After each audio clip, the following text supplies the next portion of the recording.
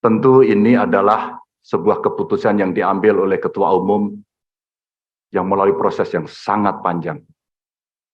Sebuah kehormatan buat saya mendapatkan penugasan ini sebagai kader partai. Di samping tentu ini tugas yang tidak mudah, maka kiranya kawan-kawan yang hadir, semua baik secara luring maupun daring, ada kepala daerah, ketua DPD, PDI Perjuangan, DPC, PAC, ranting, anak ranting, Satgas, dan seluruh komponen partai yang lain, kami mohon dukungan, kami mohon kritikan, saran. Inilah momentum buat kita untuk mengkonsolidasikan kekuatan untuk bersatu. One for all for one. Ibu Ketua Umum, Bapak Jokowi, seluruh hadirin yang sangat saya hormati. Tentu ini bukan penugasan saya yang pertama dari partai ini. Awalnya, sebelum masuk dalam jabatan publik, kami pernah ditugaskan oleh partai untuk membentuk, membidani lahirnya Badiklat Pusat. Setelah itu, partai juga memberikan penugasan kepada saya untuk ikut serta dalam melahirkan Badan Penanggulangan Bencana dan Departemen Otonomi Daerah. Setelah itu, penugasan berikutnya diberikan kepada saya untuk menjadi anggota DPR RI sampai 2 periode. Dan sampai dengan hari ini masih dalam jabatan yang saya emban, Ibu Ketua Umum dan PDI Perjuangan memberikan penugasan kepada saya sebagai Gubernur Jawa Tengah 2 periode, dan hari ini Ibu mengumumkan memberikan amanat kepada saya yang jauh lebih berat. Mudah-mudahan saya mampu, insya Allah saya akan berjuang dengan baik soal itu sebagai calon Presiden Republik Indonesia. Ibu Ketua Umum, tentu saja proses kaderisasi dan diklat yang saya terima bukan lahir begitu saja.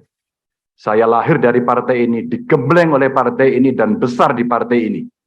Dengan nilai-nilai kejuangan partai, dengan semangat, spirit, dan inspirasi dari Bung Karno, yang tentu kita sebagai anak-anaknya, sebagai anak-anak bangsa, sangat menghormati, mengikuti, dan selalu menjalankan apa yang menjadi pemikiran beliau. Sebagai seorang pemikir politik, bagaimana beliau berbicara dalam taraf global, dalam taraf nasional, bahkan sampai yang kecil, sampai tingkat lokal, yang tadi disampaikan, bagaimana kita bersentuhan dengan rakyat secara langsung. Seluruh inspirasi dari pemikiran Bung Karno inilah yang kemudian mesti kita wujudkan. Tugas belum tuntas, harus kita tuntaskan oleh anak-anak bangsa. Bagaimana spirit dalam pembukaan Undang-Undang Dasar mesti kita wujudkan.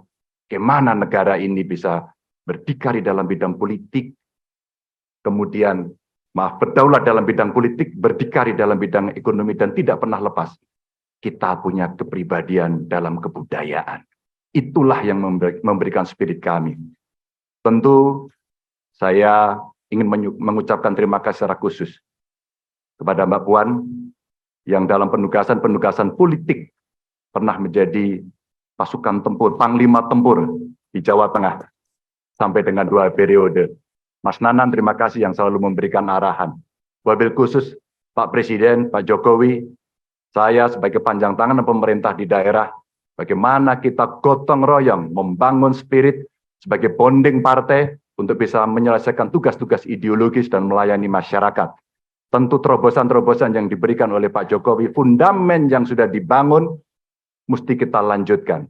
Hanya kita yang terus berkomitmen untuk melanjutkan itu, di mana beliau mendobrak kemapanan-kemapanan, kenyamanan-kenyamanan, sehingga Indonesia harus bergerak maju untuk itu. Ibu Mega, terima kasih. Dengan mengucap Bismillahirrahmanirrahim, insya Allah kami akan melaksanakan tugas ini dengan sebaik-baiknya. Dan tentu saja kader-kader lahir dari tokoh-tokoh perempuan yang sangat hebat, tepat di hari Kartini pada hari ini. Kepada seluruh umat Muslim, selamat menjalankan Idul Fitri, mohon maaf, lahir dan batin, mohon dukungan, mohon doanya. Salam Pancasila. Salam Pancasila. Merdeka! Merdeka!